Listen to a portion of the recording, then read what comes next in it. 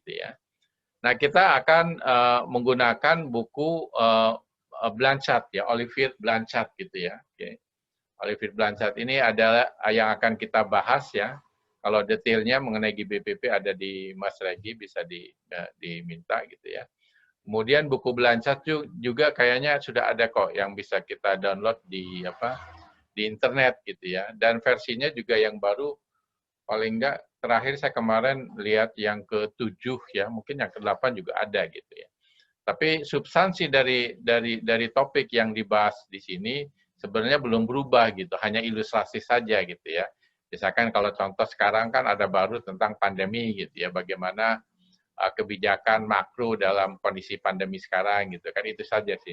Kelihatannya substansinya relatif sama saja ya, teorinya gitu, paling tidak hanya ilustrasinya aja. Ya, dengan adanya edisi baru ini ilustrasinya juga terkait dengan fenomena yang baru gitu ya. Oke. Jadi nanti kita isi UTS ya. Bahannya di sini sampai bab 7 ini ya, UTS ini bab 7, jadi model jangka pendek dan jangka menengah gitu ya.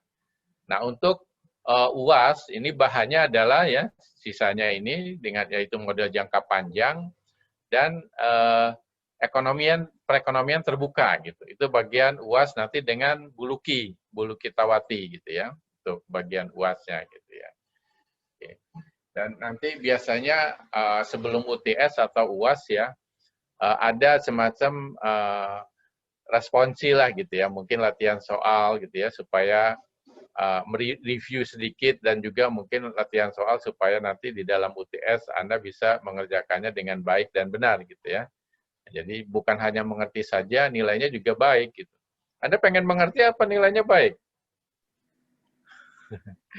Dua-duanya ya. Dua-duanya, Pak. Iya, mengerti dan nilainya bagus gitu, bukan hanya nilai bagus saja gitu ya. Jadi ini materinya gitu ya, silahkan Anda cari gitu atau miliki gitu ya, bisa ada kok, saya pernah lihat gitu di internet gitu ya, Blanchard.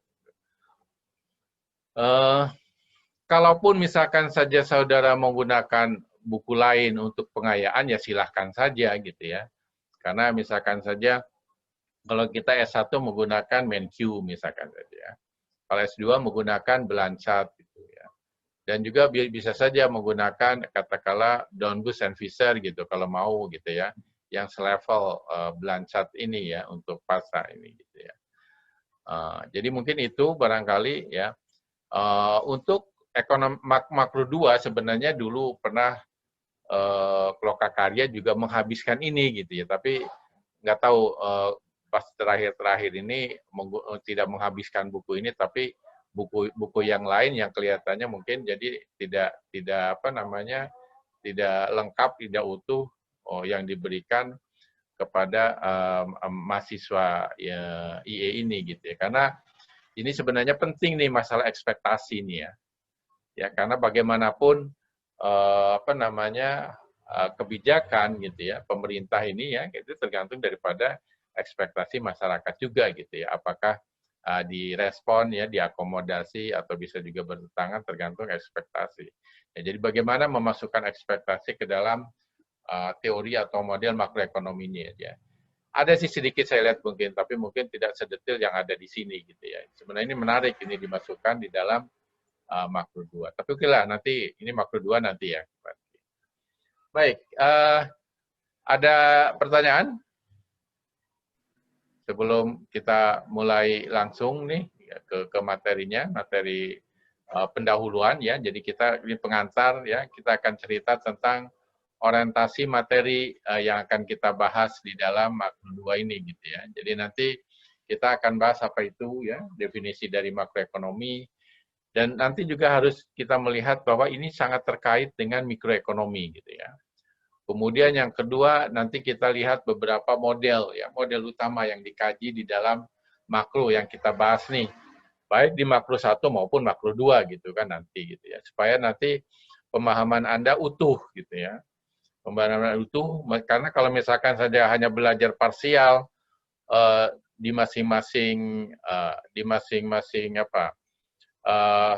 chapter gitu ya, khawatir Anda tidak bisa mengkaitkan dengan chapter-chapter yang sebelum dan sesudahnya gitu ya. Jadi harus pemahamannya utuh. Gitu ya.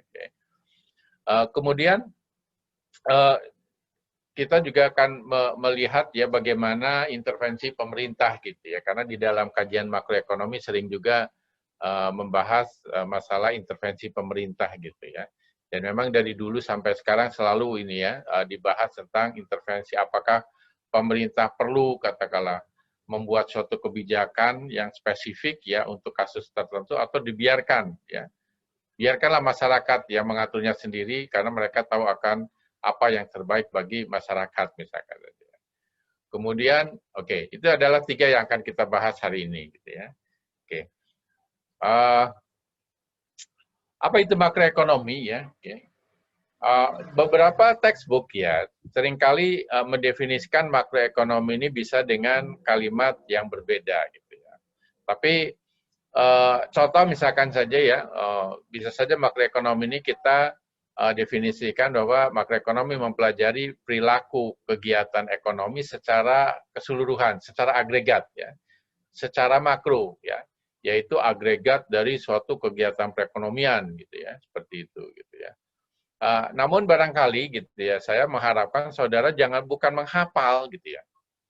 Ya, bukan menghafal definisi, tapi memahami sebenarnya apa sih isinya gitu. Oleh karena itu gitu ya, sebelum kita atau Anda mendefinisikan apa itu makroekonomi gitu ya, lihat dulu gitu ya. Jadi kalau kita lihat nih dalam konteks katakanlah keterkaitan mikro dan makro ya. Jadi dulu ketika katakanlah buku ya ekonomi yang dianggap yang pertama ini dari karyanya Adam Smith misalkan ya, The Wealth of Nation misalkan ya. Belum ada gitu ya pembagian khusus mikroekonomi dan makroekonomi gitu ya. Mikroekonomi dan makroekonomi belum ada. Tapi mungkin setelah katakanlah ada kejadian depresi besar ya di mana-mana yang terdokumentasi dengan baik itu kejadian di Amerika ya, istilahnya Great Depression tahun 30-an gitu ya. Baru itu ya ada usulan atau mungkin rekomendasi dari modelnya Keynesian gitu ya, Keynesian model gitu ya, Keynes gitu ya. Nah itu terasa sekali bagaimana harus semacam pembedaan kajian mikro dan makroekonomi gitu ya. Sudah mulai itu ya, bahwa ilmu ekonomi ini, teori ekonomi ini ada 2, ada mikroekonomi dan makroekonomi. Dan ini sangat terkait gitu ya. Jadi sesuai namanya gitu ya. Jadi sesuai namanya, yang namanya mikroekonomi gitu ya. Ini adalah mengkaji perilaku kegiatan ekonomi mikro ya. Jadi individu nih ya, sesuai namanya individu ya. Misalkan saja individu apa?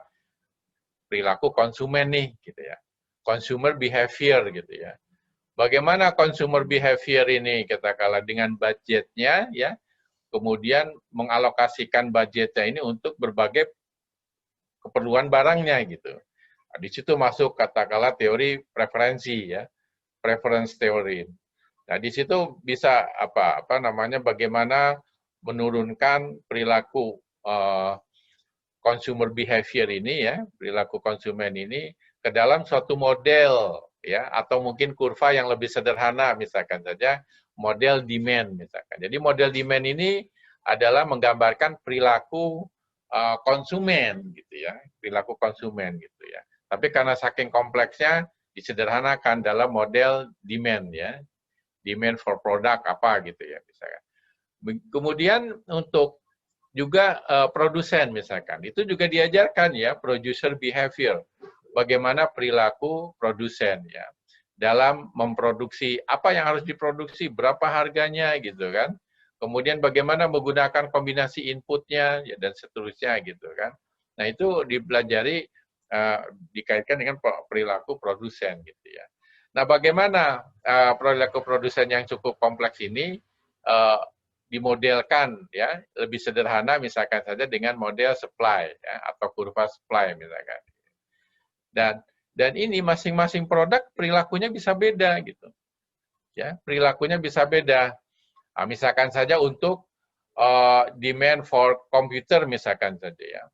Nah, mungkin perilakunya beda dengan katakanlah untuk demand untuk beras misalkan. Ya, perilakunya misalkan ada pasar monopoli, kita mengenal, ada pasar persaingan sempurna, ada pasar oligopoli, ya, monopolistic competition gitu. Nanti itu dibahas di dalam ekonomi ya. Jadi di sini dipelajari perilaku ekonomi individu mikro ya, ya baik dari sisi apa namanya komoditasnya ya, baik dari sisi apa economic agent-nya ya, pelaku ekonominya, baik supplier maupun demander gitu ya. Oke. Nah, namun kalau kita lihat ya produk-produk yang dihasilkan katakanlah di kita gitu ya, dan juga yang kita beli gitu ya, itu kan cukup banyak gitu ya. Itu ratusan gitu ya. Ya, bahkan kalau kita lihat bagaimana menyusun indeks harga konsumen, itu produk-produknya cukup banyak gitu ya, menghitung itu apa indeks harga konsumen. Sehingga kalau kita lihat satu-satu ya, mungkin barangkali kita sendiri nggak hafal gitu ya. Dan paling pasti nggak hafal, bukan mungkin nggak hafal. Paling-paling mungkin harus menggunakan katakanlah dengan digital ini, dunia digital nih, menggunakan komputer misalkan saja ya, dihubungkan gitu kan seperti itu. Nah, bagi misalkan saja presiden ya Pak Jokowi misalkan ya, mungkin dia tidak mungkin kan lihat itu. Dia mau melihatnya secara agregat. Ya, jadi secara agregat misalkan saja, jadi makroekonomi ini tadi disebutkan kan apa? Perilaku kegiatan ekonomi secara apa? Agregat gitu kan. Jadi ini perilaku ekonomi secara agregat. Jadi melihatnya dia skupnya lebih luas, katakanlah Indonesia gitu. Ya, misalkan saja berapa sih output nasional nih ya yang diproduksi nih di Indonesia nih. Katakanlah dibandingkan tahun lalu gitu ya. Misalkan kemarin keluar apa namanya di kuartal 2 BPS mengeluarkan ternyata output nasional kita ini turun minus 5% gitu. Jadi outputnya ya produksinya gitu kan solar. Ya, kuartal 2 dibandingkan kuartal 1 gitu kan. Nah, barangkali mungkin Anda pernah mendengar kalau misalkan saja pertumbuhan ekonomi turun sampai 2 kuartal berturut-turut gitu ya. Itu sebenarnya apa namanya? Resesi gitu. Ya. Itu definisi yang umum gitu ya, konvensi kita gitu ya. Hanya kita melihat ya beberapa statement dari pejabat kadangkala ya, oh ekonomi kita enggak kok, bukan resesi itu gitu. Nah ini barangkali mungkin ya bagi kalian yang belajar ilmu ekonomi tentu saja harus ini juga bijak di dalam menyampaikan ya beberapa definisi yang memang sudah baku di dalam makroekonomi gitu kan. Oke. Jadi sebenarnya nanti kita melihat ya output secara nasional gitu. Hanya kalau kita lihat ya, jadi output nasional ini logikanya ini kan output nasional harus dijumlahkan kan ya. Output dari komputer, output dari beras ya dan seterusnya sampai sebanyak N katakan ini 1 2 ini sebanyak N nih ya. Nah, dijumlahkan nih output nasional nih Y katakan. Ya. Tapi ketika dijumlahkan ini kan satuannya kan beda nih. Ya, nggak mungkin masa unit ditambah kilogram, tambah meter gitu kan. Nggak mungkin kita memasukkan ini. Nah, bagaimana kita mengagregasi ini? Ya, biasanya di dalam makroekonomi diagregasinya dari nilai ekonominya misalkan. Jadi biasanya dikali dengan apa? Harganya gitu ya, dikali dengan harganya. Jadi misalkan saja katakanlah kalau kita kuantitas ini, misalkannya produk ini komoditasnya ada sebanyak N ya, berarti nanti kuantitas katakanlah ya, ke ini, I dari 1 sampai dengan N, dikalikan dengan harganya. Gitu. Misalkan pada waktu T, kuartal 3 misalkan, ya, T-nya nih, atau tahun 2020 gitu. Dijumlahkan nih sebanyak apa N misalkan ya kalau di sini katakanlah di sini nih, ya, berapa Q-nya, berapa P-nya dikalikan dan seterusnya. Dijumlahkanlah ya inilah yang namanya GDP ya output nasional di situ ya. Nah kemudian bagaimana dengan harganya? Nah harganya juga sama gitu. Ini kan banyak nih ya ratusan komoditas gitu ya. Nah bagi seorang Jokowi mungkin wah bukan saya lihat mau pengen bagaimana perkembangan harga secara umum gitu ya. Ya kalau kita mengenal perkembangan harga ini adalah dari tingkat apa inflasi gitu kan. Bagaimana perkembangan tingkat harga umumnya atau inflasinya gitu. Itu yang biasanya dilihat, tidak melihat harga terus sampai ratusan barang ini dihafal oleh Pak Jokowi. Enggak kan gitu. Ya. Nah, tentu saja perkembangan harga atau inflasi ini juga harganya, tingkat harga umum ini adalah merupakan seperti rata-rata dari apa? Rata-rata dari harga apa? Komputer, beras, kain gitu ya. Jadi diagregasi juga gitu ya. Dalam suatu kalau rata-rata ini juga satuannya memang beda, diindekskan gitu. Makanya karena kita kenal dengan indeks harga apa? Konsumen gitu ya. Kemudian kalau harga itu bisa beda-beda di level produsen dan konsumen. Ada juga indeks harga produsen, misalkan. Ya, dengan indeks harga konsumen gitu. Ada tujuannya juga kenapa harus ada dua yang perlu dibahas gitu kan. Jadi ini diagregasi ya, ini harga gitu. Jadi kalau kita lihat ya, jadi PIT ini harga barang ke I ada sebanyak N pada waktu T gitu ya. Kemudian juga ini KIT ini adalah kuantitas barang ke I pada waktu ke T. Gitu. Jadi kalau kita lihat di sini gitu ya, gambaran daripada makroekonomi gitu ya. Kalau misalkan saja katakanlah ya, mikronya jelek nih misalkan. Produksinya rendah misalkan. Ya. Berarti mungkin makronya juga apa? Rendah juga kan? Jadi ada keterkaitan kan di sini. Ya. Tapi kita sering juga kan mendengar para elit bilang Indonesia ini makronya bagus gitu. Tapi mikronya jelek ya. Pernah kan mendengar gitu ya. Tapi kalau kita lihat baru diskusi ini nih, ya kalau mikronya jelek, harusnya makronya apa? Jelek juga harusnya. Berarti ada yang salah nih gitu. Ya, ketika dia ngomong nih ada yang salah gitu. Ya, seperti itu. Salahnya di mana? Ya, bisa saja salahnya karena dia hanya melihat GDP ini hanya satu output nasional satu saja gitu ya. Ya, agregat ukuran ringkas saja misalkan GDP misalkan. PDB produk domestik produk misalkan atau mau lihat kesejahteraannya dibagi jumlah penduduk misalkan GDP per kapita misalkan saja. Dia melihat seperti itu tanpa melihat apakah output nasional ini dibagi secara merata enggak gitu ya. Ya. Terdistribusi secara merata enggak? Jangan-jangan output nasional atau kue nasional ini hanya untuk kelompok-kelompok tertentu saja gitu ya. Sedangkan masyarakat Indonesia sebagian hanya mendapatkan sedikit saja, bahkan banyak yang nggak dapat, misalkan yang menganggur, misalkan sebagai yang tidak bekerja gitu. Sehingga kalau kita melihat secara makroekonomi, jangan hanya dari PDRB per kapita saja gitu kan. Bagaimana kita melihat output ini terdistribusi secara merata gitu. Ya karena di dalam makroekonomi ini punya asumsi gitu ya di dalam pembahasan nih.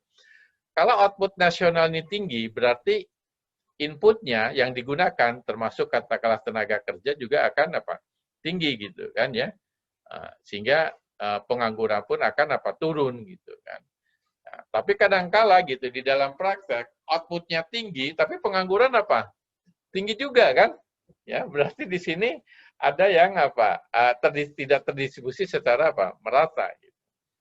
Nah, sebenarnya bisa saja makroekonomi membahas ini juga gitu ya secara detail. Tapi kalau membahas masalah distribusi income gitu ya, kemudian juga termasuk kadangkala kemungkinan hasilnya itu dibawa keluar gitu. Itu akan terlalu banyak gitu yang dibahas di dalam makroekonomi gitu. Sehingga topik-topik yang tadi seperti distribusi income gitu ya, apakah kebijakannya adil atau tidak gitu kan. Nah, itu dibahas di dalam ilmu tersendiri gitu atau mata kuliah tersendiri.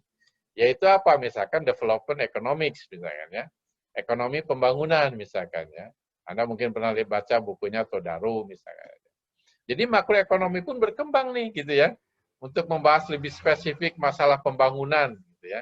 Kalau ini kan umumnya cerita tentang pertumbuhan ekonomi gitu ya. Bagaimana dengan pembangunan ekonomi gitu ya? Tentang bagaimana terdistribusi secara merata, manusianya juga lebih berkualitas, misalkan seperti itu gitu ya. Sehingga nanti berkembang nih ya ilmu ini. Jadi dalam hal ini nanti dipelajari di dalam mata kuliah tertentu.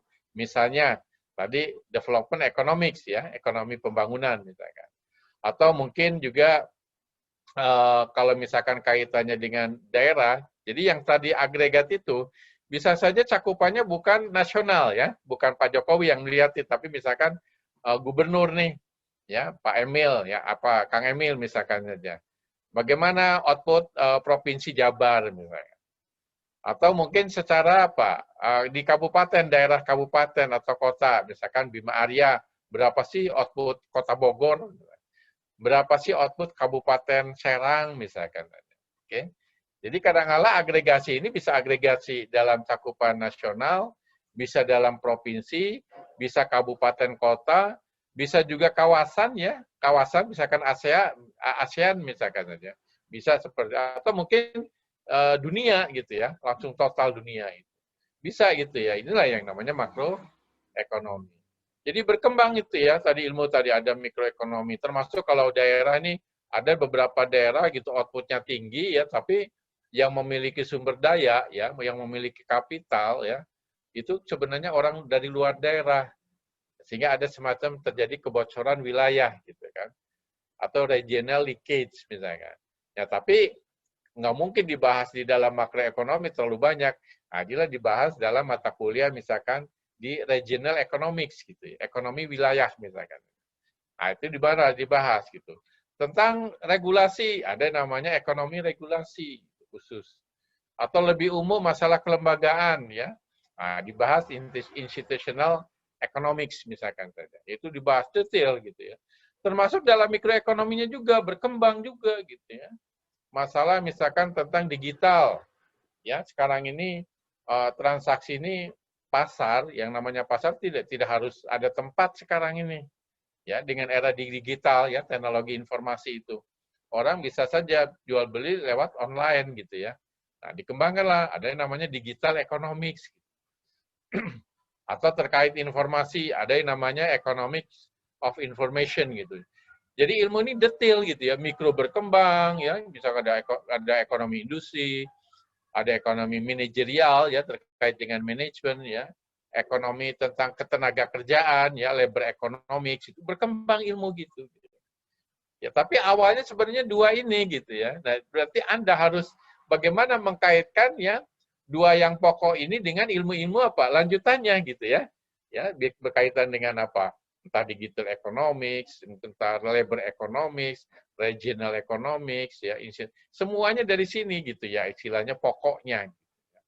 Sehingga kalau misalkan saja Anda paham ya, yang pokoknya ini gitu ya, Anda belajar ilmu yang lain mudah gitu. Nah, belajar ilmu yang lain mudah gitu. Ya seperti saya sebenarnya S1, S2-nya dari statistik gitu. Tapi karena dengan memahami ini gitu ya, katakanlah mikro makro ini bisa belajar ilmu-ilmu yang lain dengan mudah gitu.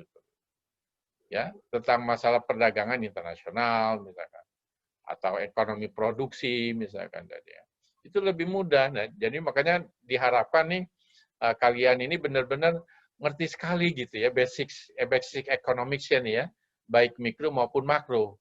Karena kalau misalkan saja ini paham gitu, ini mudah ya, mudah dalam mempelajari apa mata kuliah yang terkait dengan ini gitu ya, tadi digital economics, institutional economics dan seterusnya. Oke. Nah, kalau kita lihat ya, misalkan saja saya ingin tanya misalkan saja siapa Pak Andri nih, Pak Andi Afrianto misalkan ya. Pak Andri, kalau kita lihat di sini ya, kita lihat kan kemarin tentang output nasional misalkan ya, ada turun 5% misalkan ya. Nah, apakah nanti pertumbuhan ekonomi diukurnya dari sini? GDP nominal misalkan nanti, gimana nanti? GDP nominal. Kalau ya pertumbuhan ekonomi kalau nominal berarti dia Pak dari situ Pak. Dari sini. Jadi pertumbuhan ekonominya dilihat dari sini gitu ya. Oke. Ya. Baik. Kita lihat di sini ya. Di situ kalau GDP nominal ini katakanlah naik misalkan. Ini naik nih ya, GDP ini dan naik nih. Kenaikan ini kira-kira dari mana? Apakah kenaikan ini dari kuantitas saja atau bisa juga karena kenaikan harga? Nah, karena dua-duanya tuh Pak. Bisa dua-duanya gitu. Jadi kalau misalkan katakanlah GDP nominal ini naik gitu, Ini belum tentu kuantitas yang naik kan? Belum tentu kuantitas yang naik, bisa saja apa? Harganya yang naik gitu. Nah, oleh karena itu untuk mengukur output nasional gitu, jangan dihitung dari nominalnya gitu. Nah, dihitung secara real gitu. Bagaimana menghitung secara real? Kalau gitu ketika output atau GDP ini naik, benar-benar ini kenaikan dari kuantitas gitu. Kalau memang kenaikan dari kuantitas, berarti harganya harus apa? Konstan kan? Nah, berarti kita menggunakan kalau output nasional dari GDP real, ya real GDP. Ya, jadi misalkan saja kita menggunakan harganya ini menggunakan harga konstan, maka kita mengenal constant price gitu. Jadi GDP dengan apa? Constant price. Ada juga kalau nominal namanya GDP apa? Current price. Harga yang berlaku, misalkan pada waktu T nih, T sama dengan 1, T sama dengan 2 gitu ya. Di tahun 2000, 2001, 2000 berlaku. Kalau ini harga konstan, harga yang sama. Harga pada tahun dasar yang sama. Misalnya ya, dalam konteks sekarang nih, kita menggunakan harga tahun dasar berapa? 2010 gitu. Ya, jadi ada output 2010, output 2011 sampai output 2020 sekarang gitu ya. Itu menggunakan harganya apa? Harga pada tahun dasar berapa? 2010 gitu. Jadi ketika menghitung kemarin itu pertumbuhan ekonomi turun ya, kuartal kedua ya turun 5% dibandingkan kuartal 1, itu penghitungannya gitu. Ini menggunakan harga tahun dasar berapa? 2010 gitu. Begitu juga kuartal 1 juga dihitung dari 2010. Nah, makanya kita mengenal harga konstan dan harga apa berlaku. Nah, ingat ya, karena masih banyak nih di tesis, kadang-kadang disertasi bahkan kadang-kadang dia menyebutkannya pertumbuhan gitu ya, tapi dari apa? GDP nominal, itu salah itu ya. Jangan sampai terjadi nih ya di alumni IE nih. Oke? Jadi nanti kita mengenal, nanti lebih detail tentang ini nanti di tentang indikator makroekonomi di sesi yang kedua gitu ya. Oke. Jadi kalau kita lihat ya, bagaimana kita mendefinisikan makroekonomi gitu ya. Jadi ini mempelajari perilaku kegiatan ekonomi secara agregat, yaitu agregat dari suatu kegiatan ekonomi seperti apa? Total produksi barang dan jasa. Ya. Jadi yang dihitung tadi bukan hanya sekedar apa? Komputer, beras, kain, bukan hanya jasa juga gitu ya. Jadi ketika Anda menawarkan jasa atau seperti saya misalkan, jasa kan mengajar nih gitu kan, gitu ya. Itu juga suatu memproduksi gitu ya, memproduksi jasa gitu. Ya atau mungkin pelayanan apalah, entah mungkin entah apa bioskop gitu kan, pelayanan di bioskop dan seterusnya gitu kan, bisa seperti itu. Atau hiburan yang lain lah gitu ya, entah musik gitu juga kan pelayanan gitu ya. Atau juga mempelajari agregat pertumbuhan ekonomi ya, yang tadi ya, pertumbuhan apa tadi real GDP ya, harga konstan. Termasuk rata-rata harga dari sebuah barang tadi, indeks harga konsumen gitu ya. Kemudian juga tingkat inflasinya, bagaimana perkembangan harga tadi gitu ya. Termasuk pengangguran ya. Jadi kalau misalkan saja outputnya meningkat, pengangguran di dalam makro ini ceritanya output meningkat, pengangguran turun gitu. Output turun gitu ya, karena sumber faktor produksinya berkurang gitu ya, maka pengangguran akan meningkat. Nah, termasuk juga di dalam makroekonomi, seringkali Anda mengkonsumsi barang yang dibeli dari luar negeri gitu kan, ya. Jadi mengimpor nih. Kalau mengimpor berarti itu bukan produk kita nih, berarti harus dikurangi perhitungannya itu kan, minus M, minus impor gitu. Begitu juga apa yang kita produksi bisa saja dijual ke luar negeri gitu ya. Nah inilah ekspor impor ini kita kenal ada di dalam suatu neraca perdagangan ya, balance of trade di situ ya. Suatu negara apakah defisit atau surplus ya perdagangan kita. Nah, dan ini sebenarnya yang dibahas dalam makroekonomi ini sebenarnya isu-isu permasalahan keseharian kita gitu. Ya, misalkan saja ketika misalkan saja dolar naik gitu kan. Oh, berarti produk impor kita ini mahal. Kalau produk impor kita mahal, misalkan saja entah beli komputer ya, yang dari impor gitu ya, berarti nanti dijual di dalam negeri pun akan mahal gitu kan, bisa mendorong apa? Inflasi. Nah, begitu juga kebalikannya dalam kondisi pandemi sekarang gitu ya, di mana sekarang perusahaan-perusahaan ini beli inputnya ya bukan dari luar tapi domestik gitu ya. Banyak justru sebenarnya ada hikmah gitu ya dalam kejadian pandemi ini gitu ya, terutama bagi apa? Produk domestik, terutama misalkan di desa-desa itu, pedesaan itu. Bagaimana mendorong perekonomiannya gitu. Karena sekarang kan orang tidak membeli apa istilahnya citranya ya, image-nya gitu ya. Misalkan saja Anda yang sering ngopi di mana di Starbucks gitu kan. Nah, kemarin kan jarang kita ngopi itu di Starbucks. Yang penting kopinya aja gitu kan. Jadi sebenarnya ini momen yang bagus ya bagi pedesaan gitu istilahnya. Ya, untuk meningkatkan ya, mengaktualisasikan kegiatan perekonomiannya gitu. Ya, tapi sayang kalau misalkan saja mereka belum memanfaatkan teknologi informasi gitu ya. Sehingga tidak jarang di beberapa daerah itu di desa itu barang-barang pertanian sangat apa? Murah itu. Bayangkan ya brokoli kemarin itu ya, di Lembang gitu ya. Itu sekilonya 3.000 gitu. Bayangkan gitu. Padahal kalau Anda beli di supermarket itu kan 25.000 itu brokoli itu sekilo. Begitu kasihan petani. Kenapa? Karena masalah infrastrukturnya ini gitu. Belum memanfaatkan teknologi informasi ya. Networking-nya bagaimana, pasarnya gitu ya. Kalau perlu kan harusnya membangun katakanlah BUMDes misalkan ya, badan usaha milik desa gitu kan. BUMDesma. Kalau sudah ke sana itu luar biasa. Contoh misalkan saja Bundesma ya, Bundes bersama di Malang di di Kecamatan Singosari gitu ya. Itu yang grocery-nya itu yang biasanya 600-an juta gitu ya. Sebulan gitu ya. Itu kemarin itu pandemi itu sampai hampir 1 miliar itu. 970-an juta lah itu ya. Untuk apa perdagangan ininya gitu ya, grocery-nya itu ya. Wholesalernya sebagai wholesaler dia mengumpulkan dari para petani atau masyarakat di beberapa desa dijual gitu ya. Itu dengan teknologi informasi sungguh beruntung dia gitu ya. Jadi dari pengalaman ini bahkan kita bukti dari BPS itu kan yang positif apa? Pertanian kan. Yang kuartal 2 itu pertanian gitu. Memang sekarang melihat justru input perusahaan sekarang ini di domestik gitu ya. Nah, inilah sebenarnya apa namanya kita itulah istilahnya revitalisasi pembangunan pedesaan gitu ya. Ini sebenarnya IPB nih harusnya banyak berperan gitu ya. Oke. Nah, di dalam makroekonomi kita juga biasa mengkaji tadi disebutkan peranan pemerintah dalam mengatur kegiatan perekonomian. Ya, misalnya kebijakan pemerintah yang dapat mempengaruhi kinerja perekonomian untuk mengatasi masalah inflasi dan apa?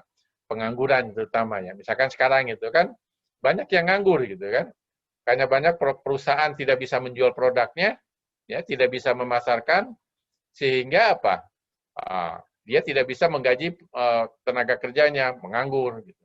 PHK gitu ya, dirumahkan gitu. Apa yang harus dilakukan pemerintah? Nggak bisa diam aja, nanti bisa jadi gaduh ya, demo segala macam. Bahkan bisa menurunkan pemerintahan gitu kan. Nah, untuk menghindari itulah makanya ada beberapa kebijakan pemerintah. Katakanlah dengan bantuan langsungnya gitu kan. Ya, kemudian juga dengan program keluarga harapan gitu membantu ya PKH itu. Termasuk juga misalkan dana desa dialihkan untuk pekerjaan-pekerjaan di desa gitu ya, untuk membantu orang-orang yang nganggur gitu ya. Termasuk juga membantu dari sisi supply-nya gitu ya. Ya, jadi misalkan saja UMKM ya, perusahaan ya dalam misalkan saja subsidi pajaknya misalkan saja. Ya. Seperti itu. Jadi pemerintah juga perlu turun tangan. Nah, ini nanti dibahas di dalam makroekonomi ya. Oke. Jadi inilah gitu ya. Jadi ketika Anda mendefinisikan ini gitu ya, Anda harus ingat ini gitu. Oke ya. Jadi jangan hafalan gitu ya. Jalan hafalan mempelajari perilaku ekonomi secara agregat. Apa sih maksud agregat ini gitu kan? Ya agregat ini yang kayak gini nih gitu kan ceritanya nih, diagregasi gitu. Ya. Jadi jangan dihafal nih ya, jangan dihafal gitu ya. Kalau hafal, waduh, ini nggak kena gitu. Baik ya, kita lanjutkan ya. Jadi nanti di dalam perbedaan ya mikro dan makro ini kadang-kala dilihat dari stressingnya, penekanannya gitu ya. Dan juga nanti juga penjelasannya. Misalnya untuk mudah mengkaji penentuan harga dalam suatu industri mikro, jadi menentukan harga komputer misalkan saja ya. Anda misalkan sebagai produsen. Nah, para ekonom mengasumsikan harga di industri lainnya, entah beras ya, entah kain, tertentu gitu. Bahkan kadang-kadang disebut sebagai ada yang namanya ceteris paribus misalnya. Kadang-kadang begitu di dalam pembahasan. Sedangkan dalam makroekonomi, justru yang dikaji adalah rata-rata tingkat harga umum itu gitu. Bagaimana perkembangan harga secara umum dilihat gitu. Kalau dalam mikro itu kan bagaimana gitu ya, satu harga yang lainnya sudah fix dulu nih gitu. Ya, sehingga di dalam makro ini ya dikaji rata-rata tingkat harga umum sehingga dapat mengabaikan perubahan dalam harga relatifnya di dalam makro. Nah, itu juga dalam mikro misalkan diasumsikan pendapatan konsumen tertentu, katakanlah budgetnya tertentu. Kemudian membahas bagaimana konsumen membagi pengeluarannya di antara barang-barang yang berbeda ya. Preferensinya bagaimana nih? Ke komputer ya, ke barang pertanian, sandang pangan lah mungkin dalam konteks makro di sini. Ya, bagaimana preferensinya? Nah, berbeda dalam makro justru tingkat pendapatan ini gitu ya. Ya kalau tadi kan dianggap sebagai budgetnya ini ya, tapi di dalam makro justru tingkat pendapatan inilah yang merupakan salah satu indikator yang penting dikaji. Gitu. Pendapatannya meningkat atau pendapatannya apa turun? Yang tadi tuh katakanlah GDP per kapitanya nih naik atau tidak gitu kan. Ya, jadi ingat sekali ya. Nah, jadi intinya mikro dan makro ini sangat berkaitan gitu ya. Jadi poinnya kalau mikronya jelek harusnya makronya apa? Jelek juga gitu. Jangan hanya ukuran ringkas ya. Tadi kita lihat gitu sampai keterkaitan. Mungkin baiknya hanya satu ukuran gitu. Bisa saja satu ukuran ini pertumbuhannya tinggi gitu ya. Tapi ketimpangannya apa? Tinggi juga kan? Tapi kita bisa saja ngomong secara ringkas gini. Yang bagus adalah pertumbuhan yang inklusif. Apa ini maksud inklusif? Ya, itu pertumbuhan tinggi, tapi ketimpangannya juga apa? Rendah. Terdistribusi secara apa? Merata. Ya, itu kita juga bisa bilang satu saja, pertumbuhan yang inklusif. Oke. Jadi kalau kita lihat di sini ya, mikro dan makro ini memiliki keterkaitan yang sangat erat. Ya. Mikroekonomi adalah studi tentang bagaimana konsumen dan produsen mengambil keputusan dan bagaimana para pelaku ekonomi ini berinteraksi ya di pasar. Sedangkan kejadian-kejadian ekonomi muncul dari interaksi banyak konsumen dan produsen. Oleh karenanya, jika mempelajari perekonomian secara agregat, gitu ya, harus mempertimbangkan keputusan-keputusan para pelaku ekonomi individu. Ya, misalnya untuk memahami faktor apa yang menentukan total pengeluaran konsumen, harus mengkaji bagaimana seorang konsumen memutuskan berapa banyak uang yang harus dibelanjakan hari ini dan berapa banyak yang harus ditabung untuk kepentingan hari esok. Nah, karena indikator agregat ini merupakan jumlah dari ya indikator yang menggambarkan banyak keputusan individu ya yang tadi itu ya diagregasikan output nasional dari output komoditas-komoditas tadi gitu ya. Maka teori makro ya jadi mempunyai background pemikiran mikroekonomi sebagai landasannya gitu ya. Ya kadang-kadang kita mengenal apa istilahnya micro base ya macroeconomic policy misalnya kebijakan makro berdasarkan apa mikroekonomi pemikiran mikroekonomi kadang-kadang seperti itu gitu ya ada seperti itu. Oke, nah kemudian di dalam makro gitu ya ada dua kelompok ya yang caranya rekomendasinya agak sedikit berbeda gitu ya dan juga kadang-kadang cukup ekstrim juga gitu. Satu kelompok biasanya ini kelompok-kelompok yang ekonom yang tua lah dulu lah pendahulu lah seperti katakanlah Keynes ya Friedman misalkan dari Chicago kemudian Modigliani Robert Solow gitu dan ini semuanya sebagai peraih Nobel, hadiah Nobel, Nobel Prize winner gitu ya. Ya, Jim Sobin misalkan saja ya, dari Yale University. Mereka itu yang menyarankan perlunya intervensi apa? Pemerintah gitu. Ya. Tapi kadangkala kita melihat seringkali pemerintah ini dia juga sebagai pelaku bisnis kan ya. Ya, saya kira udah lumrah lah itu ya. Pemerintah juga pelaku bisnis gitu. Sehingga kadangkala banyak kebijakan-kebijakan yang tidak jarang mendukung keuntungan bisnisnya gitu ya. Ya, sehingga kadangkala kebijakan pemerintah ini bukan memperbaiki tapi bisa apa? Memperparah gitu. Nah, kelompok-kelompok ekonomi inilah gitu yang menyarankan gitu ya. Ya seperti Robert Barro ya, Feldstein, kemudian Robert Lucas ya yang peraih Nobel juga nih. Kemudian Robert Hall, Thomas Sargent, John Taylor gitu ya. Ini Romer juga ya ini. Ya. Ini meskipun ya mereka ini skeptis ya terhadap kebijakan yang aktif oleh pemerintah gitu ya, tapi mereka punya pendapat yang meyakinkan gitu ya tentang isu-isu kebijakan gitu ya. Paling tidak secara apa rule thumb lah gitu ya, praktisnya gitu ya. Kebijakan pemerintah itu memang tergantung dari ini. Mungkin untuk dalam hal tertentu memang perlu kebijakan gitu ya. Tapi untuk dalam mengatur yang lain udah serahkan masyarakat gitu. Ya, jadi poinnya misalkan saja untuk komoditas-komoditas strategis misalkan ya. Tentang misalkan saja apa? Dulu kan bukan hanya misalkan saja minyak saja, termasuk listrik misalkan PLN gitu ya. Tapi karena tidak mampu juga pemerintah ini ya, mungkin bagian sebagian swasta pun bisa terjun ke PLN misalkan listrik misalkan aja. Minyak juga misalkannya sekarang beberapa dari katakanlah dari Malaysia menjual minyaknya di sini gitu. Jadi sudah mulai juga gitu ya mengurangi gitu ya dulu yang agak ketat gitu ya dibiarkan ini.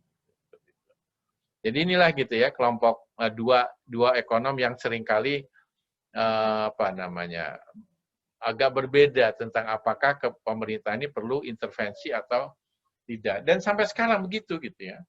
Jadi kadang-kadang ini gak usah, biarkanlah gitu kan pasar yang bekerja gitu kan. Ada yang namanya istilah invisible hand gitu kan. Nah, karena individu ini akan selalu melakukan atau memilih aktivitas yang terbaik bagi dia gitu kan seperti itu. Oke. Nah, di dalam di dalam makroekonomi gitu ya, karena memang saking kompleksnya gitu ya. Nah, seringkali dibantu dengan suatu model gitu ya. Jadi biasanya nanti kita membuat suatu abstraksi atau penyederhanaan ya dari realitas ya. Tadi sudah kita melihat perilaku konsumen misalkan saja dengan apa? Demand misalkan ya, dengan apa? Model demand atau kurva demand misalkan. Nah, begitu juga karena agregasi gitu ya. Ini juga bisa dilihat dari dua sisi nih. Ya, agregat demand dengan agregat supply nih. Ya, sesuai namanya aggregate demand nih. Ya, jadi meskipun kita mempelajari perilaku ekonomi secara agregat ya, di dalam pembahasannya makroekonomi pun bisa juga atau bahkan memang harus ya disagregasi gitu ya sesuai tujuan analisisnya. Misalnya kita mau menguraikan dari sisi demand nih. Demand ini dari apa saja? Oh, demand ini bisa saja dari apa? Household, dari rumah tangga. Oh, kalau dari rumah tangga berarti dari apa? Sisi konsumsi nih misalkan. Ya. Atau dilihat dari perusahaan gitu. Ya, perusahaan kan biasanya membelinya apa? Ya faktor-faktor produksi ya biasanya terkait dengan masalah apa? Modal, kapital gitu kan. Jadi berkaitannya dengan investasi kan biasanya. Perusahaan kan sering melakukan investasi. Oke, investasi. Nah, kemudian yang membeli barang dan jasa kan bukan hanya household dan perusahaan ya, tapi juga apa? Pemerintah ya. Ya. Pemerintah juga membeli barang-barang publik ya, barang-barang ini, barang dan jasa juga ya. Ya seperti saya gitu kan. Saya mengajar Anda ini apa? Dibayar oleh pemerintah gitu kan. Nah, itu dari government expenditure gitu ya. Nah, begitu juga output kita bisa diekspor gitu. Atau apa yang kita konsumsi bisa saja itu barang dari luar negeri, maka outputnya harus dikurangi nih, kurang M misalkan, kurang impor misalkan. Jadi kadang-kala didisagregasi juga. Termasuk juga kalau ini kan dari sisi permintaan ya, atau dari sisi pengeluaran. Di BPS juga ada publikasi ya, misalkan saja GDP by expenditure ya, misalkan, atau by demand misalkan, ya dari sisi pengeluaran nih. Nah itu di komponennya itu ada konsumsi, ada investasi, ada belanja pemerintah, ada ekspor, ada impor, itu dipublikasikan oleh BPS. Oke. Nah, di sisi lain output nasional juga ya disagregasi, diuraikan juga. Misalkan kita mau melihat nih lihat dari berbagai sektornya, dari sisi produksi. Nah, namanya makanya agregat apa? Supply nih. Dari agregat supply. Nah, ini juga nanti dikelompokkan nih, ya. Dikelompokkan nih agregat supply ini. Dari sisi apa? Sektor pertanian gitu ya. Kayak kemarin nih, yang tinggi kan pertanian yang positif gitu. Kemudian sektor pertambangan, mining misalkan. Gimana? Sektor manufacturing, pengolahan, misalnya industri pengolahan, bagaimana gitu ya.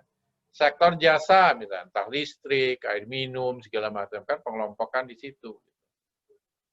Perhotelan gitu ya. Jadi sekarang yang kena pandemi ini terus sama apa? Kayak perhotelan, ya, restoran gitu ya. Itu ya, kemudian klub gitu. Itu udah banyak ditutup kan gitu. Ya, tapi yang namanya apa? Pengusaha gitu. Biasanya dia punya koneksi yang cukup kuat gitu, networking yang kuat dengan apa? Policy maker gitu ya. Yang kemarin tadinya sudah di lockdown gitu ya untuk keamanan kesehatan kita gitu ya. Tiba-tiba di akhir apa? Pas mau lebaran apa? Dibuka lagi ya. Itu sebenarnya karena itu yang tadi saya bilang itu gitu ya. Jadi banyak pengusaha-pengusaha yang merasa rugi, oh nggak bisa nih, nanti bisa gaduh nih gitu kan. Kalau gitu dibukalah pelan-pelan gitu. Ada namanya relaksasi PSBB itu kan. Nah, inilah gitu ya. Jadi kebijakan begitu gitu ya. Ya, jadi kadang-kadang pemerintah ini punya ini juga gitu ya, mempertimbangkan apa namanya usulan-usulan dari sisi apa perusahaan juga. Nah, apalagi kadang-kadang bisa saja policy maker itu dia juga sebagai apa pelaku bisnis juga kan kadang-kadang kan. Ya udah ya, ini aja gitu. Dan ya alhamdulillah gitu ya, kalau kita lihat perkembangannya sebenarnya sekarang ini lebih bahaya nih. Nah, lupa loh, terakhir Jakarta 3 kali ya, dia naik terus itu kan, 800 sampai 1094 gitu kan, gila juga itu. Nah ini hati-hati juga nih, mudah-mudahan Anda sehat lah gitu ya. Jadi bisa dari sisi apa, produksinya ya, dari sisi apa, pengeluaran, sisi produksi ya, jadi by sektor nanti, sektor produksi nanti dipublikasikan juga oleh BPS nih ya. Ya, jadi GDP by sektor itu ya, by production sector gitu ya, sektor produksi, bisa pertanian jadi itu ya. Nah, sebenarnya ada satu lagi output ini ya, ada yang dilihat tadi dari sisi pengeluaran, ada yang dilihat dari sisi apa produksi, ada satu lagi. Nah, dilihat apa kira-kira? Ya, kira-kira dilihat dari apa? Ada yang bisa ini pada mungkin bisa jawab? Mungkin yang dari ekonomi pembangunan, dari pembangunan. Kalau kita lihat misalkan publikasi BPS nih, dari mana saja? Selain ini kan baru 2 nih yang sering kali kita lihat dari BPS. Ada satu lagi sebenarnya. Dari sisi apa? Misalkan gini, perusahaan memproduksi nih, ya, ada hasil penjualan, ya. Kemudian ada gaji untuk apa? Tenaga kerja, gitu kan ya. Kemudian selain tenaga kerja, setelah dihitung ada keuntungan. Keuntungan ini adalah untuk siapa? Kalau gaji untuk tenaga kerja, kalau keuntungan ini adalah untuk pemilik apa? Pemilik kapital. Gitu. Ya, jadi pemilik perusahaan, pemegang saham lah gitu. Kalau dia sudah dipublish di pasar modal gitu kan, dijual. Jadi di sini bagaimana distribusi income antara katakanlah tenaga kerja dan pemilik modal. Termasuk juga nanti ada pajaknya kan, karena hasilnya itu kan sebagian untuk dibayar pajak di sini. Jadi di sini ada juga GDP by apa? By untuk penerima pendapatan tadi gitu ya. Berdasarkan apa? Pendapatan tadi.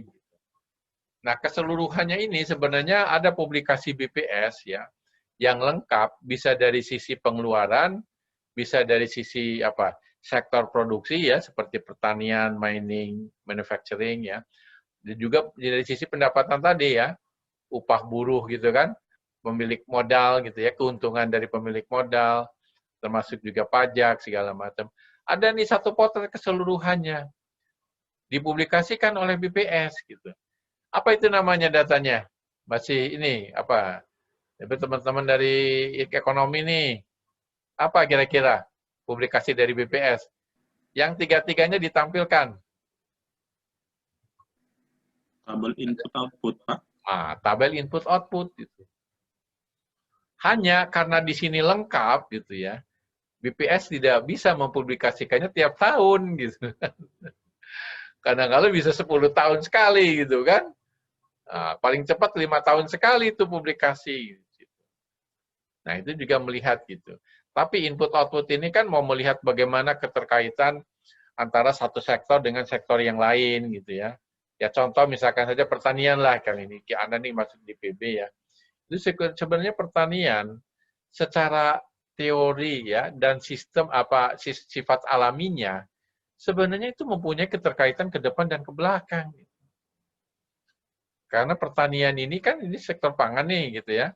Dibutuhkan juga di dalam ke sektor apa industri pengolahan kan. Ada industri pasca panennya gitu kan. Apalagi sekarang milenial ini kalau supaya tertarik dengan pertanian ya harus dikemas dalam apa? Agrowisata ya, ekowisata gitu kan ya, yang misalkan saja lihat di Gunung Pindul, di Lembang gitu kan, memang ke sana gitu.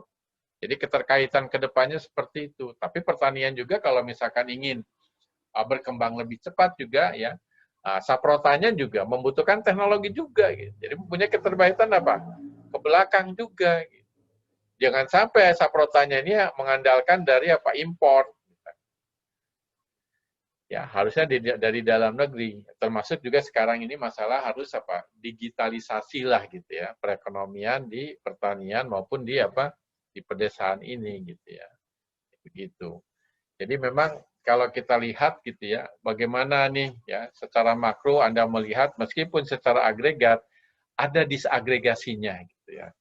Kayak dilihat dari ini ya, maksudnya apa supaya nanti di dalam membuat kebijakan pemerintah lebih spesifik gitu ya, tidak umum karena kadang-kadang masing-masing keperluan ya. Jadi misalkan kayak gini, kebijakan pemerintah dari sisi demand misalkan ada juga kan, misalkan membantu apa rumah tangga nih yang kena PHK gitu kan dan seterusnya. Tapi membantu juga perusahaan gitu kan ya, masalah apa pajak misalkan dan seterusnya. Ini juga dibantu oleh pemerintah gitu. Hanya masalahnya nanti ini juga harus saya sampaikan juga berbeda ya apa istilahnya era sekarang dengan sebelumnya waktu zaman Pak Harto gitu. Pokoknya Anda belum lahir ya waktu zaman Pak Harto ya Orde Baru ya belum lahir ya. Jadi kalau dulu nih kalau kata pemerintah pusat ini harus begini gitu ya daerah tuh ikut itu. Bahkan yang menentukan yang memilih bupatinya, memilih gubernurnya gitu ya. Siapa? Dia kan langsung dari pemerintah pusat kan. Kalau sekarang era otonomi daerah, daerah yang bebas memilih pemimpinnya gitu kan, mengalokasikan anggarannya di APBD itu dia bebas gitu. Namanya istilahnya kebijakan desentralisasi fiskal. Nah, di sini memang belum dibahas gitu ya di dalam makroekonomi, tapi mungkin detail di analisis fiskal lah gitu. Anda dapat di mata kuliah analisis fiskal gitu. Bagaimana gitu ya daerah ini ya supaya katakanlah belanjanya berkualitas gitu. Bagaimana kebijakan di APBD-nya gitu. Nah sekarang nggak bisa pemerintah harus begini gitu ya. Kata daerah nanti dulu ini sudah otonomi ya. Saya berhak bebas melakukan ini alokasinya kemana gitu. Jadi agak relatif lebih susah dibandingkan dulu gitu ya. Karena dengan otonomi daerah ini merasa apa?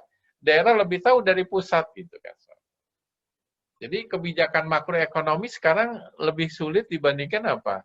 Zaman era dulu Orde Baru nih. Gitu. Nggak mudah. Bahkan kadang-kadang antara pusat dan daerah bisa apa? Bisa beda gitu kan? Nggak usah jauh-jauh lah. Kadang-kadang data saja kemarin gitu ya. Kata pusat Jakarta sekian gitu yang kena gitu ya. Tapi kata Pemda DKI gimana? Beda gitu kan? Saya juga nggak ngerti kok bisa begitu. Gitu. Jadi ada satu lagi ya, sekali lagi Anda harus tahu juga, salah satu kegagalan pembangunan gitu ya, itu karena kegagalan koordinasi. Ini ingat ini ya, masuk nanti nggak ada keluar. Kegagalan koordinasi. Ya bayangkan kalau misalkan saja kemarin itu kan, saya bilang harusnya sih data pusat dan data daerah itu sama. Karena pusat itu datanya dari mana yang jumlah kena COVID itu? Dari daerah kan. Ya. Tapi bukan berarti apa disebut bukan gitu, karena mungkin ada sesuatu yang konvensinya ini tidak harus diluruskan. Ya logikanya misalkan gini dalam kasus COVID, kalau misalkan saja akumulasi yang dihitung harian itu sampai jam 4 misalkan 4 sore misalkan. Jadi kalau ada data baru jam 4 lewat 1 detik saja, 1 menit saja ya, ada data baru lagi. Ya udah itu nanti diakumulasi untuk hari berikutnya gitu. Jangan langsung ditambah lagi sehingga data pusat dengan data daerah apa? Beda. Kalau misalkan beda, nanti itulah hanya timbul saling curiga ya sana dan seterusnya. Enggak harus ini gitu. Kita tidak menyalahkan pusat, tidak menyalahkan daerah. Harusnya ada koordinasi antara pusat dan apa? Daerah gitu. Bukan hanya pusat dan daerah saja, kadang-kadang instansi, misalkan di pusat antar instansi, begitu juga antar dinas di daerah juga. Itu benar-benar koordinasinya harus kuat. Kalau enggak, ya udah susah. Oke? Makanya kita nanti mengenal yang namanya kapital itu banyak, bukan hanya physical capital. Ini namanya apa nih? Physical apa? Pakai capital kan? Labor juga dikatakan capital sekarang namanya. Namanya apa? Human apa? Human capital. Gitu. Nah, satu lagi yang saya tadi cerita masalah apa? Networking, koordinasi, apa itu namanya? Itu yang kita kenal dengan social capital. Gitu. Jadi berkembang lagi nih ilmu nih. Ya, dipelajari ada yang namanya social capital. Bahkan bisa satu buku tuh yang namanya social capital. Berkembang ya ilmu ini seperti itu. Oke. Nah, di dalam seperti saya katakan tadi, biasanya ekonomi ini melihat masalah yang kompleks ini dengan suatu model. Contoh misalkan saja ya, tadi kan agregat supply sama dengan agregat demand nih titiknya nih di mana nih, yang hitam nih. Gitu. Misalnya begini, kan kalau dalam keseimbangannya agregat supply sama dengan agregat demand. Ya, agregat supply ini kan outputnya gitu kan, demand-nya untuk apa saja konsumsi ya, consumption by household, investment by firm, misalkan ya, government expenditure, misalkan ya, by government, kemudian export minus import nih ya, dari foreigner, dari sektor luar negeri misalkan. Nah, kalau misalkan konsumsi ini punya hubungan linier dengan katakanlah pendapatan ya, jadi kalau pendapatan meningkat, maka konsumsi meningkat ya. Ini fungsi linier saja ya, katakanlah ini intercept-nya, ini slope-nya nih. Ini kita kenal marginal propensity to consume ya. Nanti lebih detailnya nanti kita bahas. Kemudian anggap kalau perekonomian tertutup misalkan ya. Nah, ini adalah pendapatan setelah dikurangi pajak ya. Income ya, after tax income gitu ya. Jadi di sini pendapatan dikurangi pajak ya. Jadi kalau persamaan AS sama dengan AD di sini kita ungkapkan di situ berarti Y, C-nya adalah C0 plus C1 IT ditambah investasi ditambah belanja. Ya. Nah, kalau kita lihat, kita bayangkan, gitu, begitu besar ya belanja pemerintah ya, bahkan sekarang yang namanya defisit itu, defisit anggaran, itu aturannya dalam keuangan negara itu maksimum 3%. Ya. Undang-Undang 17 ya, maksimum defisit itu APBN harusnya 3%. Tapi dalam kondisi pandemi ini gitu ya, karena pendapatan pemerintah turun ya, sedangkan belanja membutuhkan tinggi gitu ya. Berarti kemungkinan defisitnya akan apa? Besar gitu. Apa yang dilakukan? Nah, pemerintah misalkan Presiden Pak Jokowi membuat apa? Peraturan pengganti undang-undang gitu. Ya, Perpu gitu kan. Ya, pengganti undang-undang. Oh, kalau kayak gini susah nih gitu. Kita perlu belanja sehingga memungkinkan defisit di atas 5%. Jadi, kemarin kan defisitnya berapa? 5, sekian gitu kan, tinggal memungkinkan. Bahkan Perpu ini sudah jadi perpres gitu ya. Ada perpres yang mengatakan perpres dikaitkan dengan APBN, dan sekarang defisitnya sudah 5%. Ya, tapi ini hati-hati, ini mungkin hanya dalam masa tertentu saja, jangan terus-terusan gitu. Karena kalau seperti itu kita nggak tahu ya, wah untuk apa nih misalkan saja, karena kebanyakan juga dari utang gitu misalkan. Ya, ini hati-hati sehingga perpres atau perpu yang mengatakan untuk bahwa defisit itu bisa 5%, jangan terus-terusan, mungkin hanya selama periode sampai 2002 misalkan, 2022 misalkan. Itu dibuat seperti itu gitu. Oke. Nah, gila. Jadi kalau kita lihat, kita membayangkan nih kata, oh kalau gitu dalam masa krisis atau pandemi ini ya, dalam krisis pandemi ini harusnya apa? Yang dimaksud krisisnya apa ya sebentar? Krisisnya apa sebenarnya? Sebenarnya kadang-kadang kita lihat, kita mendengar kan pejabat ya, seorang menteri misalkan saja, kita mengalami resesi gitu, tapi nggak krisis gitu kan, bingung nih. Ada juga menteri bilang kita tidak mengalami resesi nih gitu. Bingung nih kadang masyarakat dengan istilah-istilah yang digunakan apa pemerintah. Nah, Anda yang sudah belajar makro nih ya, terutama sekarang nih ya saya sampaikan, jangan sampai salah gitu menggunakan terminologi ini gitu ya. Jadi yang namanya krisis ya di dalam konteks perekonomian gitu ya. Jadi kalau ada perubahan yang mendadak, yang turun ya, turunnya mendadak nih, misalkan saja apa outputnya turun, pengangguran langsung meningkat gitu ya. Oke. Kemudian juga banyak yang apa karena banyak yang meninggal misalkan. Itu kalau yang tiba-tiba begitu, yang drastis, yang signifikan gitu, perubahannya yang signifikan, itu bisa dikatakan apa? Krisis gitu. Ya, seperti kemarin itu gitu ya. Saya kira bukan hanya Indonesia gitu ya. Kita jangan menutup mata gitu ya, bahwa wah Indonesia nggak bisa ngatur, enggak. Semua negara begitu gitu, mengalami krisis gitu. Bahkan Cina lebih besar lagi, Amerika lebih besar lagi gitu. Jadi nggak usah malu-malu, kita memang krisis gitu. Hanya mungkin krisisnya, alhamdulillah tidak separah krisis yang dialami apa negara lain. Barangkali begitu lebih enak ngomongnya kan, daripada tidak kita mengatakan Indonesia tidak mengalami krisis. Jadi begitu kalau Anda jadi pejabat gitu. Ya, tinggal bagaimana mengatasi krisis itu gitu aja gitu. Memang biasanya udahlah di dalam masa pemerintah siapapun yang namanya eksekutif selalu memang memberi harapan gitu ya. Nah, tapi jangan salah dalam katakanlah memberikan statement gitu. Nah, memberi harapan tapi diungkapkan apa strateginya nih jadi kita nih gitu. Ya, seperti itu harusnya. Jadi sekali lagi krisis ini yang tadi ya signifikan, dan kalau misalkan saja kejadian yang turun ya tiba-tiba dan signifikan ini gitu ya. Itu signifikan itu yang namanya turun apa yang tadinya biasa kita naik 5% misalkan ya. Tiba-tiba turun apa? 5%. Jadi kalau kita total bisa 10 gitu kan. Dan kalau penurunan output ini ya, pertumbuhan ekonomi ini turun, 2 kuartal berturut-turut ya, kuartal 1 turun misalkan. Kuartal 2 turun ya, apalagi kuartal 3 ditambah turun lagi gitu ya. Nah, inilah yang namanya resesi gitu.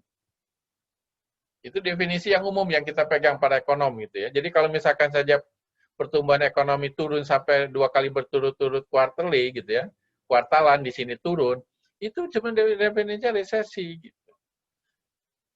Ya, tapi kan kadang-kala kemarin Pak Menko gitu ya, kita nggak mengalami resesi gitu. Nah, itulah yang jadi ribut tuh, viral gitu kan. Nggak mengalami. Mungkin maksudnya gini, kalau saya sih husnudzon aja ya. Mungkin maksud Pak Erlangga nih, kita memang tidak mengalami resesi separah gitu kan. Harusnya kan lebih enak kan kalau tidak mengalami resesi separah apa negara lain. Mungkin barangkali itu lebih apa? Lebih pas lah ngomongnya gitu. Daripada kita menyembunyikan nggak mengalami resesi itu dua kuartal itu gitu berturut-turut. Gitu. Hanya tinggal ini. Jadi nanti PR nih ya, 10 orang ya, satu kelompok 2 orang nih. Apa itu definisi apa resesi? Definisi apa tadi? Krisis ya, ada krisis, ada resesi gitu ya. Nah, ada lihat ya. Krisis, resesi gitu. Oke. Nah, kemudian ada satu lagi sebenarnya ya. Ada apa tadi? Krisis, resesi, ada lagi depresi. Harus kenal nih orang makro nih. Nah, kalau resesi ini, kan resesi apa tuh? 2 kuartal ya. Ya, jadi yang tadi penurunan yang drastis, signifikan tadi gitu, terjadi cukup lama sampai 2 kuartal gitu kan ya. Berarti ini namanya apa? Resesi. Oke. Nah, kalau kejadian penurunan ini bukan hanya 2 kuartal ya, tapi terus-terusan cukup lama, katakanlah 1 tahun gitu ya, nah ini jadi depresi gitu. Jadi lebih berat lagi adalah yang namanya apa? Depresi. Nah, itulah yang kita mengenal dulu istilahnya Great Depression gitu ya, depresi besar-besaran tahun 30-an itu. Wah, udah pengangguran itu cukup besar. Nah, kita mudah-mudahan kita tidak mengalami sampai apa? Depresi gitu ya. Mudah-mudahan di kuartal 3, kuartal 4 bisa apa? Pulih kembali. Tapi jangan sampai untuk meningkatkan, dikatakanlah di kuartal 3 dan kuartal 4, kita abai ya terhadap apa protokol COVID-19 ini. Karena sekarang COVID-19 tambah bahaya gitu. Ya, dalam kondisi ini sekarang itu orang-orang seperti normal aja gitu ya. Dan akhirnya inilah seperti sekarang. Kalau ada negara-negara ASEAN lain sudah flattening gitu ya, kurva yang kena positif, ya kalau kita masih apa? Naik terus gitu kan. Gila juga. Dan bahkan menurut informasi, meskipun ada orang yang sudah sembuh dari COVID gitu ya, itu bisa kena COVID lagi gitu. Ya, sehingga mungkin vaksinnya bukan hanya sekali itu, bisa nanti kalau sudah ketemu vaksin nih, vaksinnya tuh bisa setahun 3 kali tuh. Jadi kayak kena flu juga gitu. Kayak gitu seperti itu ya. Oke, baik. Jadi tadi ya karena mengalami resesi ya, nih atau mengalami awal dari kuartal 1 itu katakanlah apa tadi baru apa krisis turun drastis gitu ya. Maka belanja pemerintah dinaikkan sehingga apa keluar Perpres bisa defisit sampai 5%. Kalau belanja meningkat ya tentunya diharapkan bisa membantu yang nganggur untuk bekerja, misalkan di dana desa itu kan ya. Masalah apa namanya untuk penciptaan jadi desa sehingga nanti apa output pun akan meningkat. Kalau output meningkat, pendapatan meningkat gitu ya, yang tadinya di PHK itu biaya bekerja dapat pendapatan, maka akan mendorong apa? Konsumsi. Kalau konsumsi meningkat, maka akan mendorong apa? Pendapatan pada apa? Berikutnya. Ya. Sehingga di sini apa akan terjadi apa? Ya, di makro ini kita kenal dengan multiplier effect. Ya, multiplier efek pengganda nih gitu ya. Ini multiplier ini naik terus nih. Jadi kalau kita rumuskan sederhana soalnya kalau marginal propensity to consume ini katakanlah 0,8 misalkan. Ini 0,8 ya. Misalnya kalau pendapatan naik 1 triliun misalkan, ya, maka konsumsi akan naik 800 misalkan. Pakai 1 miliar misalkan konsumsi akan naik 800 juta misalkan 0,8. Jadi kalau ini 0,8 ya, ini 0,2, 1 dibagi 0,25 kan. Jadi kalau misalkan dinaikkan belanja pemerintah nih, stimulus fiskal gitu istilahnya. Ada stimulus fiskal nih. Dinaikkan 1 triliun misalkan. Berarti output akan naik apa? Akan naik sebanyak berapa? 5 triliun, kan 5 kalinya kan? Dari sini nih ceritanya nih. Ya, naik lagi, ini naik lagi. Belum lagi ditambah lagi kalau pendapatan ini ya, kalau pendapatan meningkat akan jadi sumber pendapatan negara juga gitu kan. Nah, belanjanya juga akan meningkat, bisa ke sini lagi gitu. Atau bisa saja karena output ini meningkat gitu ya, banyak orang yang mampu untuk membeli, berarti perusahaan juga akan melakukan perluasan usaha. investasi meningkat, ini akan lagi. Jadi kalau kita lihat ini multiplier itu bisa tambah besar melalui investasi juga, melalui belanja juga. Nah, Anda bisa berpikir begitu. Nah, inilah dulu idenya, ide Keynes di sini. Ya. Keynes ini idenya seperti ini, multiplier effect. Tapi apakah ini akan berlaku begitu saja, sederhana yang dipikirkan ini gitu ya? Oh, enggak juga gitu. Bagaimana kalau misalkan belanja ini sekarang misalkan saja kan membantu katakanlah pekerja-pekerja yang kena PHK misalkan. Membantu orang-orang yang miskin misalkan ya, bantuan tunai ya, bantuan langsung tunai gitu. Tapi sudah ini enggak? Sudah jalan nggak di daerah itu? Sudah diserap nggak? Belum kan? Masih tersendat itu belanja pemerintah itu. Ya, penyerapan anggarannya masih berapa? Mungkin paling 20% itu kemarin. Kenapa? Ya mungkin masalah data ini. Presisi data ini sangat diperlukan. Gitu. Banyak di bawah itu ya, di desa itu yang di PHK tapi belum dapat bantuan. Gitu. Ya, jadi di sini masalah penyerapan ini gitu. Uangnya ada sebenarnya gitu. Tapi kelihatannya hati-hati sekali nih mengeluarkan. Pemda juga hati-hati takut kena KPK mungkin barangkali kan ya.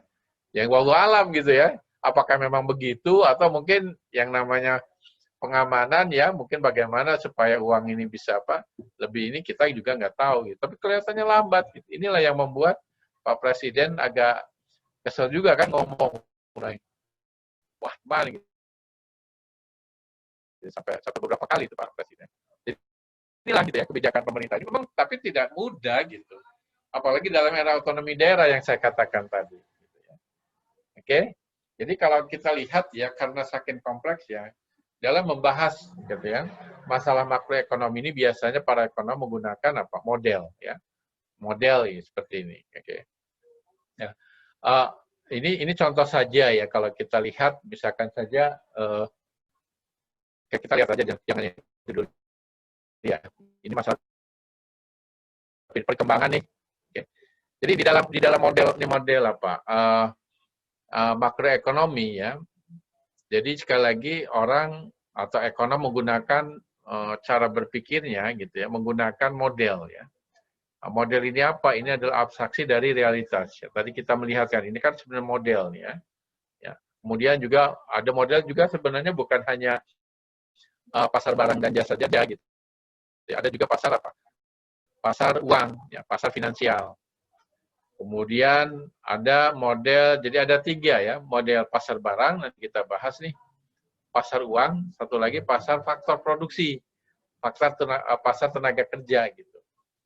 Jadi ada model itu. Nah inilah barangkali kita di dalam makro nanti kita akan bahas ya. Ada yang namanya pasar barang ya, good markets, kemudian pasar finansial ya, financial market, kemudian pasar kerja ya, labor market gitu ya. Jadi paling tidak nanti di dalam UTS itu kita akan membahas 3 pasar tadi. Ya, 3 pasar tadi ya. Jadi kalau misalkan kita lihat tadi nih, ada good market kita bahas nih ya. Kemudian good market, ada financial market ya. Kemudian nanti kita juga membahas yang namanya labor market nih ya. Labor market. Ya, ada 3 pasar nih ya yang kita bahas. Selain 3 pasar gitu, nanti kita juga melihat model itu ada model jangka panjang ya. Jadi kita bisa berpikir jangka panjang, ada juga jangka pendeknya ya, jangka menengahnya juga. Jadi ada 3 model jangka pendek, model jangka menengah, ada model jangka panjang. Nah, kita dalam ujian ya di UTS bahannya sampai chapter 7 nih. Ya, jadi ada short run dan medium run. Jadi untuk orientasi materi ini barangkali secara ringkas ini saja. Kalau kita membahas jangka pendek ya. Kalau jangka pendek itu mengasumsikan harga dan upah ini tetap. Ya. Kan ini jangka pendek nih. Ya, karena kalau upah misalkan saya bayangkan, kalau misalkan upah itu untuk berubah apa? Ada waktu kan? Ya, paling tidak katakanlah perjanjian upah nih, UMR saja. UMR itu kira-kira ditentukannya apakah tiap hari, apakah tiap bulan? Enggak kan apa? Biasanya tiap apa? Tiap tahun kan? Nah, jadi kalau misalkan belum bicara mengenai itu, kita bicara jangka pendek. Tapi kalau kita bicara perubahan upah, gitu ya. Nah, ini masuk ke medium apa? Medium run, jangka menengah, gitu. Masuk labor market. Tapi ketika kita bicara ini, kita belum bicara kenaikan apa? Penduduk, kenaikan angkatan kerja, ya, kenaikan kapital, belum cerita itu. Ya, kalau ada perubahan tenaga kerja L misalnya, perubahan kapital K gitu. Nah, kita masuk ke model jangka panjang. Ya, model jangka panjang ini membahas masalah perubahan kapital, perubahan faktor-faktor produksi lah gitu ya. Nah, itu sudah jangka panjang gitu. Bayangkan katakanlah Anda punya suatu perusahaan besar nih. Kalau melakukan perluasan usaha berarti kan semua inputnya ini diperbesar kan. Nah, tentu saja itu perlu waktu apa? Waktu cukup panjang. Nah, kalau kita berbicara ini, nah inilah kita bicara dengan teori pertumbuhan ekonomi. Jadi yang namanya economic growth ya, pertumbuhan ekonomi, economic growth theory itu dibahas dalam model jangka apa? Jangka panjang ini. Nah, inilah nanti yang kita bahas di dalam model, di dalam pembahasan makroekonomi gitu ya. Nah, takut lupa di sini nanti tugasnya, ini nggak usah lah nanti ini biasa untuk BBS. Ini ada 4 PR nih. Dijawab nih ya, satu kelompok 2 orang ya supaya bahas ya. Ini mudah nih, nanti dikumpulkan minggu depan ya. Jadi sebelum kuliah nanti dikumpulkan ya. Jawaban satu kelompok 2 orang ya. Jadi kalau 10 orang ini jadi 2 ini. Jadi ada yang ini kan sudah dibahas nih. Suatu pendapat bahwa mikro ini mengkaji perekonomian dan produksi serta menentukan hari dalam pasar tertentu. Karena suatu perekonomian merupakan kumpulan pasar kerja yang spesifik ya, pasar yang spesifik jika telah memahami, jika kita sudah memahami masing-masing pasar tersebut berarti memahami perekonomian secara keseluruhan. Jadi sebenarnya kalau gitu nggak perlulah studi makro secara terpisah dari mikro gitu. So, bagaimana pendapat Anda tentang ini? Ini pertanyaan ini ada di bukunya Blanchard sebenarnya. Nah, kemudian sekarang ini isu makroekonomi apa yang banyak diberitakan di berbagai media? Jelaskan mengapa membuat model kita nih ekonom. Nah, kemudian satu lagi krisis, resesi dan apa? Depresi. Supaya ingat nih, Anda nggak salah gitu ya mengucapkan statement ini. Ya siapa tahu kan Anda jadi menteri ini setelah lulus gitu kan. Nah, ini adalah apa PR-nya gitu ya. Jadi kalau kita lihat bagaimana perkembangan ya. Nah, ini kita lihat perkembangan GDP ya selama 57 tahun nih ya. Untuk yang top 10 saja misalkan saja ya. Nah, kalau kita lihat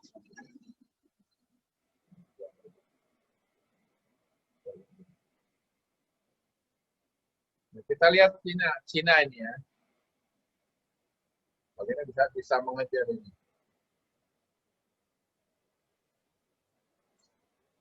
Volumenya sebenarnya.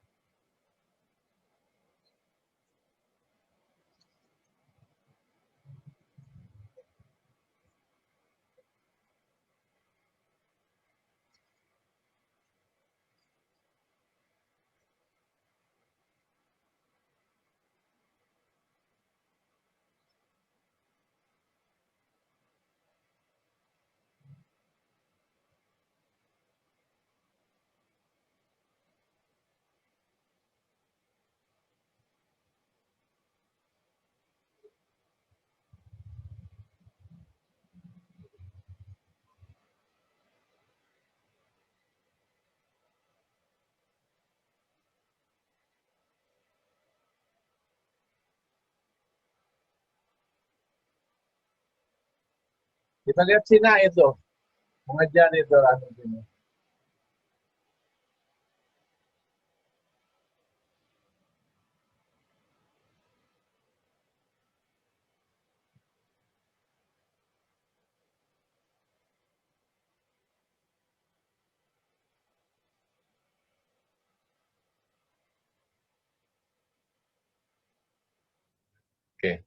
Coba bayangkan Cina itu, wih, melesat gitu. Makanya agak jealous juga nih ya, Amerika nih ke Cina nih ya.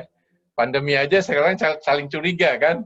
Ini kelihatannya dibuat Cina nih kata orang Amerika itu juga gitu ya. Nah, jadi itu ya, jadi ini PR-nya gitu ya. Yang tadi ini PR-nya gitu ya. Barangkali ada pertanyaan dari kalian? Silakan, ada pertanyaan? Gimana? Tadi saya ngomongnya terlalu cepat apa terlalu lambat ya tadi? Hah? Terlalu lambat ya, harus cepat ya? Pas, Pak. Oh, pas, oke. Oke, ada pertanyaan? Silakan kalau ada pertanyaan.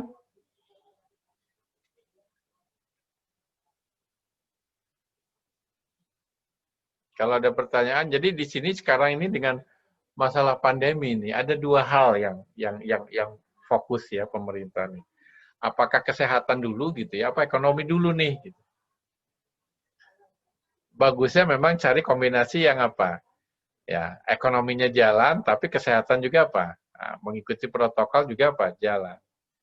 Tapi kalau misalkan saja yang bagi tidak mengikuti protokol kesehatan ini, yang melanggar ini dibiarkan begitu saja gitu. Jadi tidak ada semacam penegakan hukum gitu.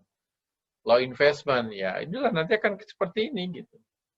Mereka ngeri juga gitu ya. Jadi memang akhirnya kita melindungi sendiri dan keluarga saja gitu. Karena susah gitu mengharapkan orang lain mengikuti juga kan. Kalau tidak ada apa law enforcement ya, penegakan hukum nih. Jadi kalau tidak ada penegakan hukum ya kondisinya seperti sekarang ini gitu. Ya, bebas ya. Bahkan ditambah lagi kebijakan pemerintah yang agak sedikit ini juga ya. Apa istilahnya? Langsung misalkan buka bioskop misalkan. Agak ngeri juga gitu ya. Nah, sebenarnya bisa itu tapi terapkan gitu ya, apa namanya? Law enforcement gitu. Contoh saja gini ya. Orang mengatakan kita ini mungkin agak orang yang inilah yang beragama lah orang Indonesia nih gitu ya. Katakanlah dibandingkan dengan apa Singapura misalkan tadi ya. Tapi orang Singapura katakanlah lebih beragama gitu ya. Atau mungkin lebih Islami, membuang sampah juga apa di tempatnya. Tapi kalau kita apa? Asal saja gitu ya. Bukan apa-apa karena masalah penegakan hukum tadi sih. Orang Singapura pun kalau misalkan di Batam gitu ya, kadang-kadang sama juga itu, buang sampah juga seenaknya juga itu. Jadi kalau masalah penegakan hukum ini tidak dijalankan gitu ya itulah gitu. Orang kita pun gitu yang biasa jorok gitu ya di sini gitu ya. Tapi kalau Anda pergi ke Singapura gitu ya, jadi baik nggak itu kita? Jadi baik di sana itu. Ya, jangankan gitu nyebrang juga harus benar-benar di tempatnya gitu kan. Jadi kembali lagi, harus ada law enforcement. Kalau enggak, ya susah nih. Kita nih pasti akan begini nih, sebut ini. Jadi sebelum ada vaksin, ya kayak gini nih perkembangannya nih kita. Ya, jadi itulah perhatian kita prihatin gitu ya. Mudah-mudahan pemerintah bisa segera gitu ya. Bagaimana agar masyarakat ini nggak abai lah ya terhadap protokol COVID-19. Makanya kadang-kala pembahasan tentang ini perlu mata kuliah tersendiri gitu kan.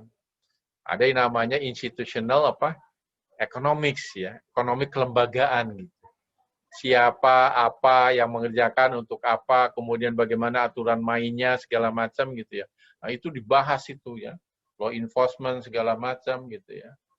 Ya, itu bahas di institutional economics. Tapi di sini kita membahas makroekonomi juga Anda harus tahu arahnya ke sana. Ya.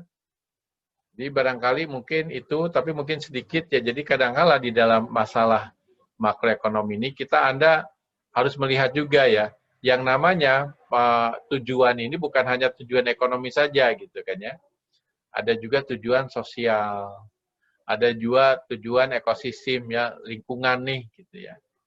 Ya. Kemudian masalah sosial ekonomi juga lihat bagaimana distribusi pendapatannya, tenaga kerja gitu ya. Bagaimana orang-orang yang perlu dapat bantuan ya. Ini terkait dengan masalah dua tujuan ini. yang ini bagaimana supaya orang bisa berpartisipasi, pembangunan partisipatif, ya, dan seterusnya. Gitu. Itu juga masalah evaluasi dampak lingkungan, ya, kaitannya tujuan ekonomi dan tujuan ekosistem, gitu ya. Ini banyak, gitu ya, yang perlu dilihat. Ya, meskipun kita belajar makro ya, ini dipelajari di beberapa mata kuliah yang lain. Ya, ada ekonomi sumber daya lingkungan, misalkan. Termasuk juga tadi mengenal istilah kapital nih.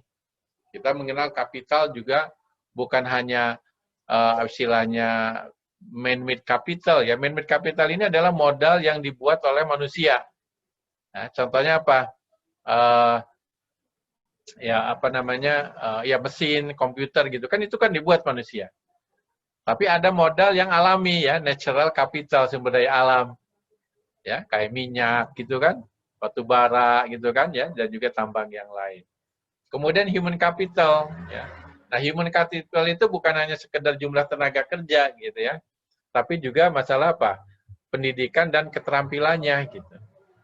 Nanti bedanya apa? Kalau man-made capital kayak mesin ya, komputer itu. Ya komputer Anda nih, kalau tahun depan atau 5 tahun berikutnya sama nggak ininya kinerjanya? Enggak kan? Lelet, baterainya habis gitu. Tapi kalau human capital makin digunakan makin produktif nggak? Makin produktif. Jadi istilahnya nggak ada depresiasi nih seolah gitu ya. Kalau di man-made ini, jadi ini makin dipakai makin bagus ini. Nah, yang tadi yang cerita social capital itu ya, bagaimana networking-nya, ada trust atau tidak gitu ya, cerita yang tadi koordinasi, masalah segala macam. Nah, inilah di social capital. Nah, kalau pembangunan ingin berkelanjutan, kontribusi output atau pendapatan itu banyaknya bukan dari natural capital. Jadi jangan sampai terjadi depresi sumber daya alam nih, dieksploitasi ya tanpa melihat bagaimana dampak daripada eksploitasi itu. Jadi harusnya output nasional itu sumbangannya dari sini nih, ya lebih banyaknya gitu berkembangnya.